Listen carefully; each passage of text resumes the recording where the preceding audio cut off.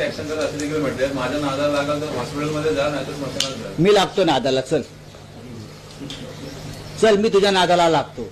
त्या बंदूक आहेत ना, आम्हाला दाखवू नको. संजय पाटील, आता नाव घेऊन बोलतोय मी, भोसडीच्या. चल, हे शिवसैनिकांना बंदुका दाखवू नकोस तू. मी इथेच आहे भांडुपला. मी कधी या भाषेचा वापर करत नाही. बंदूक काय दाखवतो साल्या तुम्हाला? शिवसैनिकांना बंदूक दाखवतो? गद्दार माणूस. हे धंदे करायचे नाही. गद्दारी केली आहे ना, 50 कोटी गिळले आहे ना, मग नीट गप्प बसायचं. परत ही भाषा करायची नाही बंदुकीची. ती बंदूक तुझ्या ढोंगणात घातली जाईल. चला, मला बोलायचं ते बोललोय मी. ही भाषा नाही करायची शिवसैनिकाशी. बंदूक काय दाखवतो तू आम्हाला? सिक्युरिटी काढून ये, जी तुला Z+ काय दिली आहे ना.